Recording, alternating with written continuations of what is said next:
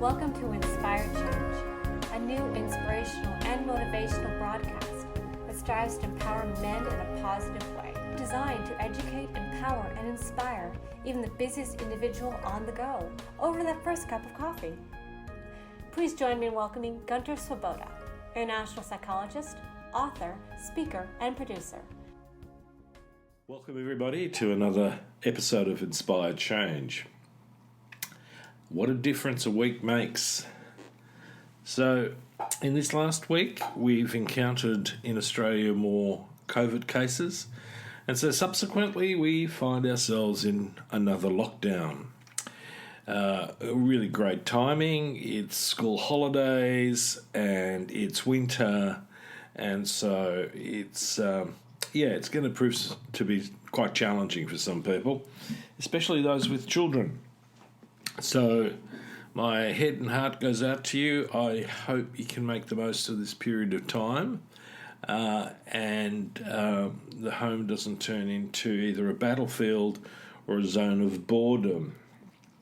In addition to that particular issue of being locked down again, which in my book is a reasonable response, in fact, to trying to manage this pandemic. In fact, my view was that we were a little bit late out of the blocks with it, and we could have probably done it a week earlier and controlled this more, but then I'm not a decision maker in this game, nor am I an epidemiologist. But just saying.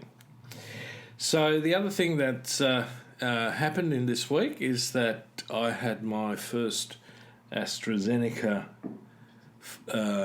COVID injection, and for the first 24 hours everything was going swimmingly, and then on day 2, as my business manager pointed out, I got some slight reaction to the whole thing, which was feeling fatigued, headache, and aches in my joints and my muscles.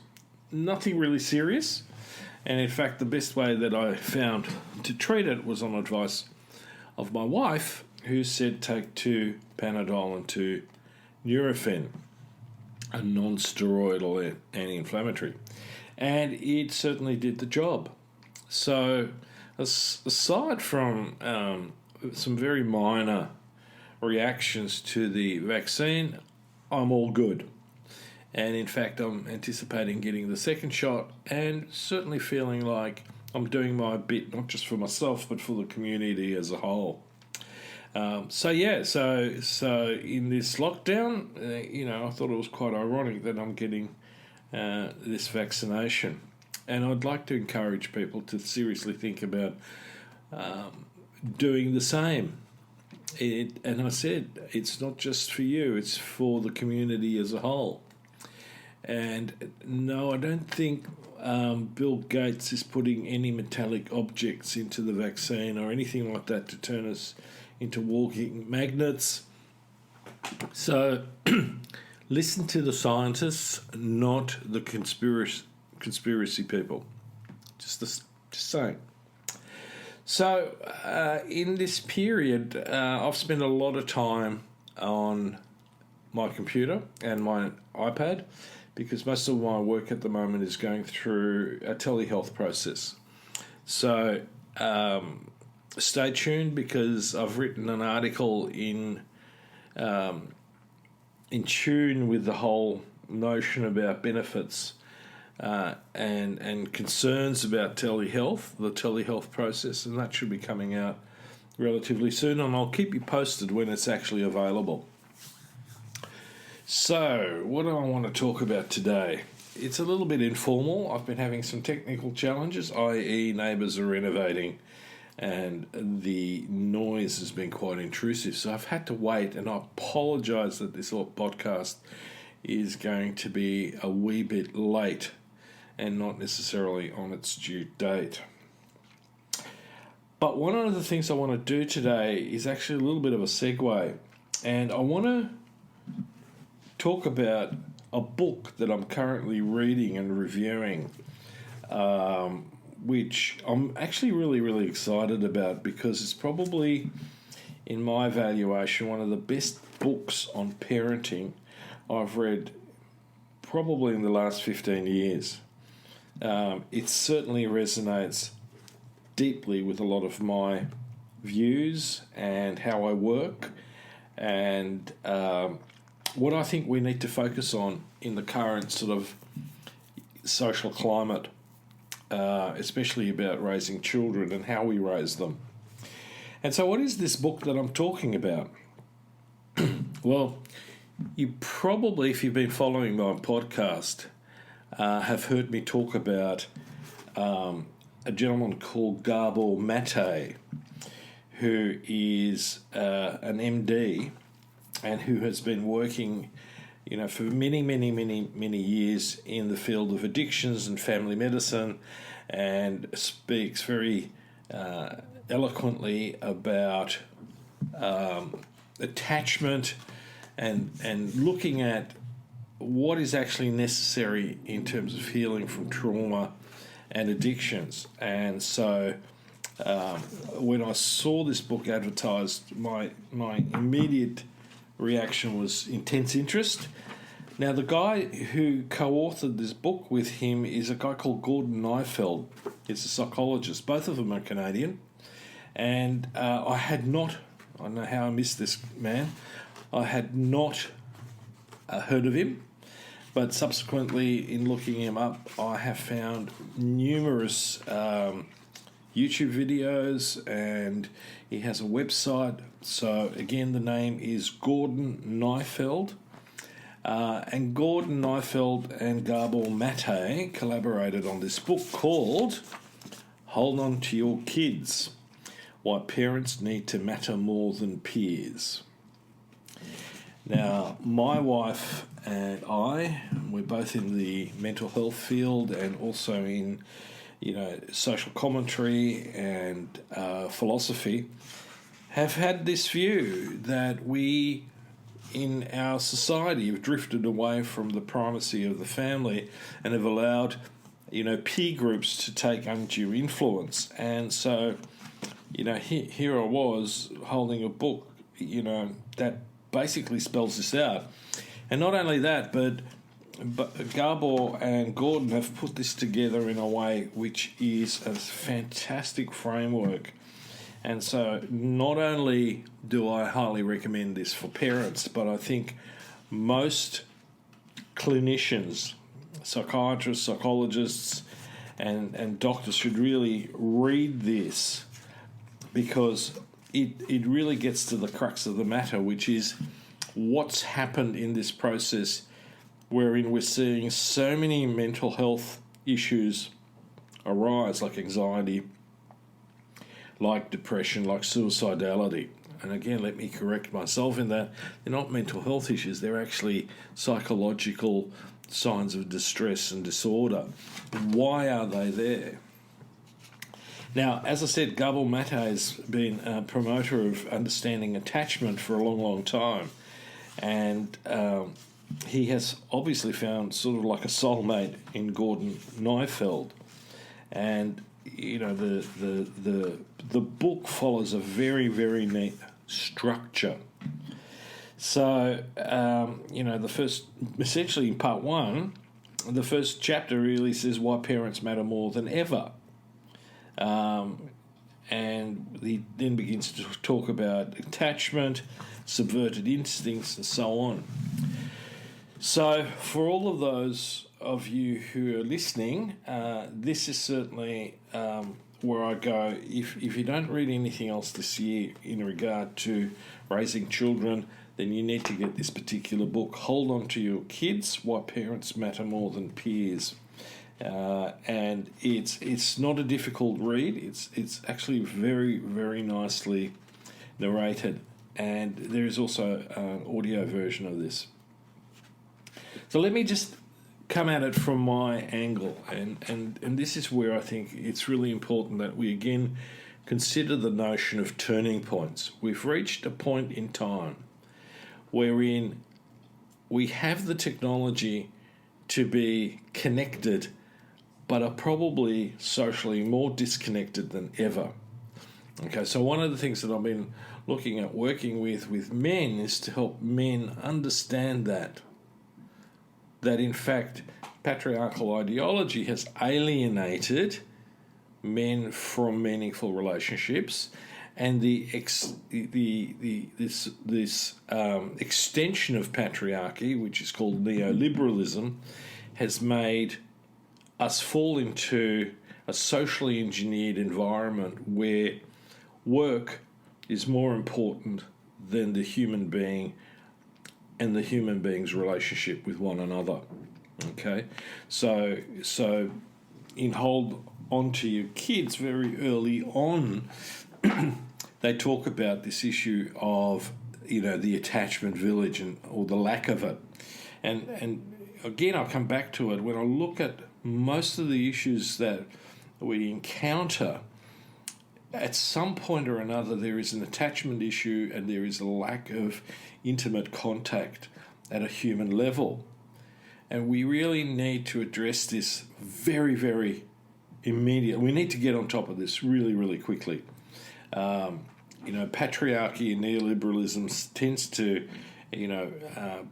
break us up from one another, either through, becoming workaholics or becoming overly concerned about status, and we're missing out on the core function of what it is to be human, which is to be connected.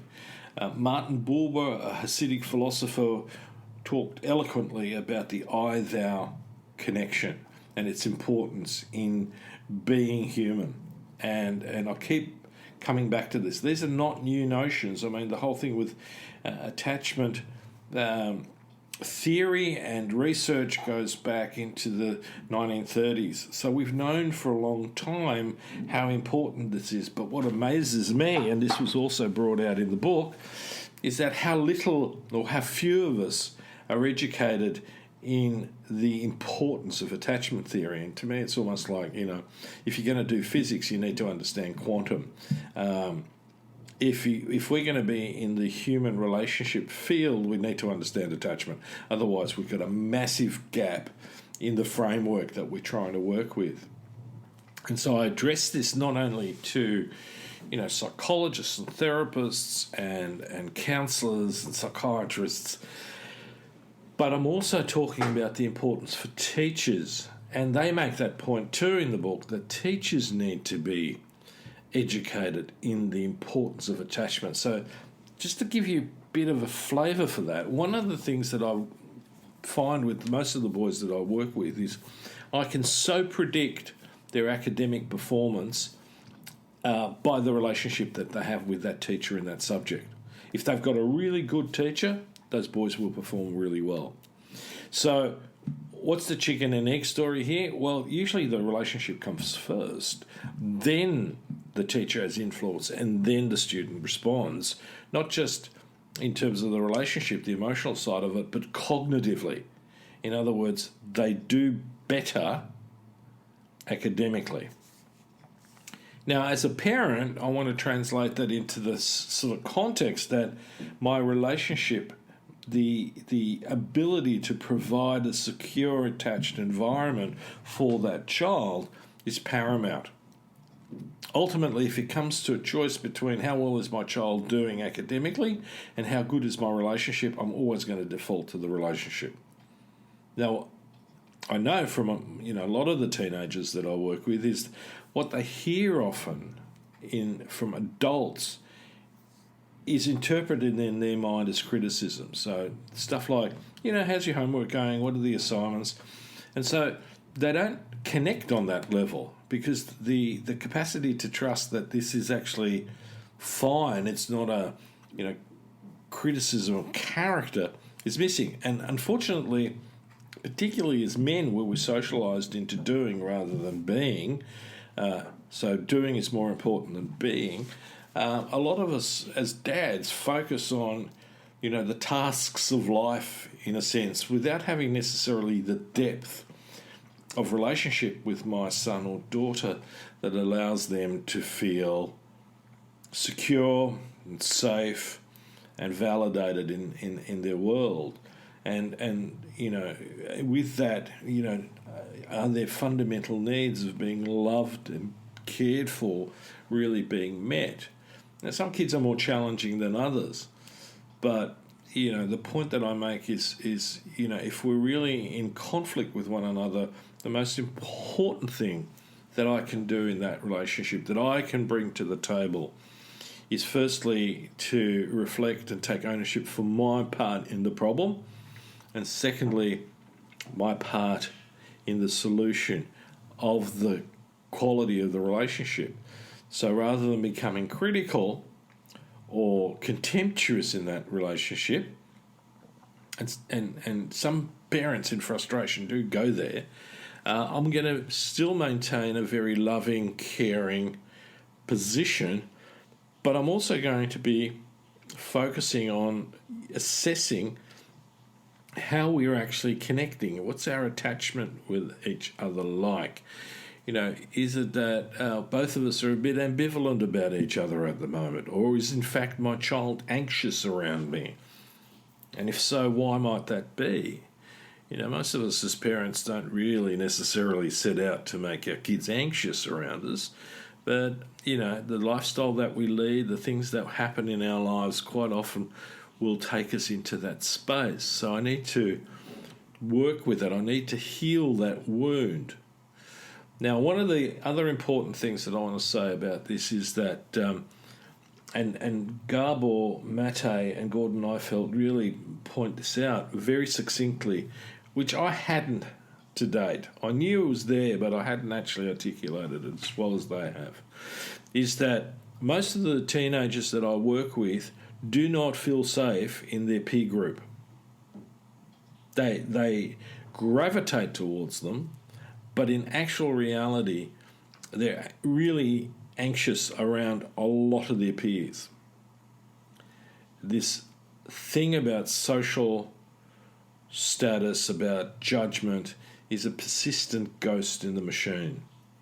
So even though they will talk about each other on a friendship basis, and some of them do have some relationships where they're completely trusting and that they don't feel that vulnerable, but in the broader framework, in the broader landscape of the community, most peers are not safe, and because teenagers are going to be critical. They're going to want to conform with each other, but when we don't conform, they become rejecting. So the fear, the anxiety of losing, this network gets into conflict with what's actually happening.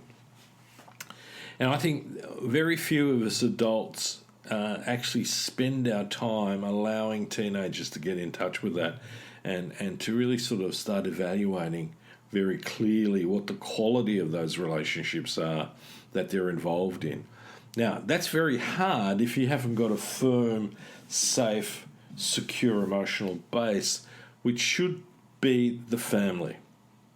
The other problem in family is that a lot of families are in the process of, splitting up, and that again raises, everyone's anxiety within the context of the family. And I think we really need to think about how we can ameliorate this. And so one of the things that is important is to have this attachment village where it's not just resting on the shoulders of two parents, but includes teachers, consistent health professionals like doctors. I mean, these days you go to a medical centre and you don't know who you're going to get. So these sorts of things may seem trivial, but they're actually really important. And they're a consequence, of the neoliberal social engineering, where suddenly, one size fits all. It's all about, efficiency and the price of things. And, we're not really in that space thinking about the needs of the individual or the smaller group, the extended group. If we look at, child to staff ratios in childcare and so on, they're really thin on the ground. So we need to really acknowledge and validate that we're at a turning point. We're going to need to do something pretty radical. And I think this book is one of those reads that will make us think about what is it that we need to do to create healthy, well-adjusted and resilient adults through the process of bringing them up in very strongly, securely attached relationships within the family. That doesn't mean they don't have friends. Far from it. But the reference point is within the family and from which they then assess what's happening in the broader world. Okay, so my endorsement goes out very strongly to Gordon Neufeld and Gabor Mate. It's a fantastic book. I've really enjoyed reading it, and it has certainly connected some dots in my head about how to frame my work and what it is that I need to do as a therapist to help people, help parents, help teachers reconnect in a meaningful way with, usually it's teenagers, because that's where it sort of seems to erupt the most. And so, we've got a long way to go, but it's also an exciting path to walk.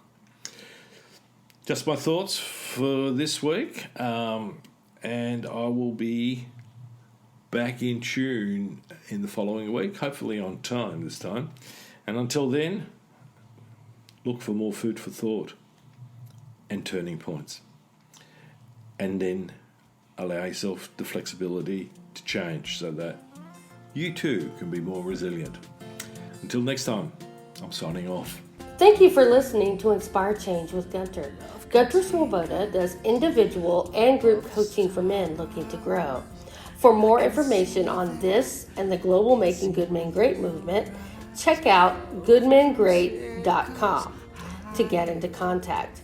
If you have a topic for the show or would like to be a guest on the air, please email producers at miranda@noirtainment.com. That's Miranda, Miranda, at noirtainment, noirtainment.com. Thank you, and always keep inspiring change.